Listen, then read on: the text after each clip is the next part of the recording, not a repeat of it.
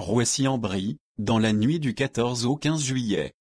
Plusieurs voitures ont été incendiées dans la nuit du 14 au 15 juillet dans la ville. Dans d'autres communes, les pompiers et les policiers ont été pris pour cible par de jeunes émeutiers. 2 nuits chaudes pour les policiers et les pompiers seine-et-marnais. Ils ont été confrontés, dans plusieurs communes du département, à des violences urbaines 2 nuits consécutives, les 13 et 14 juillet. À Lagny, tout a commencé vers minuit, dans la nuit du 13 au 14, dans le quartier d'Orly Park.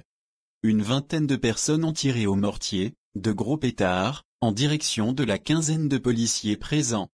Ceux-ci ont répliqué avec le flashball et des grenades lacrymogènes.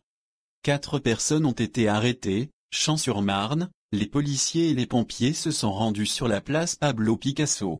Des émeutiers, en embuscade, leur ont jeté 2 cocktails Molotov. Les forces de l'ordre ont répliqué par des tirs de grenades lacrymogènes. Les CRS ont été appelés à la rescousse. À Noisiel, le commissariat a subi 3 attaques par des tirs de mortier et de divers projectiles. Un peu partout dans la ville, des poubelles et des conteneurs mais aussi des abris d'autobus et des voitures ont été incendiés. Les forces de l'ordre ont essuyé des tirs de mortier. À Logne, les policiers ont été visés par une vingtaine de tirs de mortier.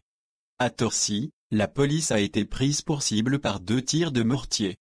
Autant de poubelles ont été brûlées et 5 voitures ont été dégradées. À Emerainville, enfin, 4 voitures ont été incendiées. Au total, 22 mineurs ont été arrêtés dans la circonscription de police de Noisiel, comme nous l'indiquions dans l'édition de ce mercredi.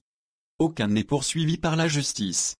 À Pont-au-Combo, vers 23h30, une quinzaine de jeunes ont envoyé des mortiers sur les policiers. Ceux-ci ont répliqué par des grenades lacrymogènes et des tirs de flashball. À Mitry-Mory, à 23h30 également, les policiers ont essuyé des tirs de mortier. Ils ont arrêté 6 personnes dont 3 majeurs. Tous sont soupçonnés d'avoir participé aux violences. Enfin, pour cette nuit du 13 au 14, à Claye-Souilly, vers 2h30, des policiers de la BAC ont arrêté un homme qui détenait 3 mortiers et 24 projectiles dans sa voiture. Il s'est opposé à son arrestation et a donné un coup de poing à l'un des fonctionnaires. Il a été placé en garde à vue. La nuit du 14 au 15 juillet aura été plus calme. À Bussy-Saint-Georges, des policiers de la BAC ont essuyé des tirs de mortier. 4 jeunes ont été interpellés. 2 ont été laissés libres par le parquet.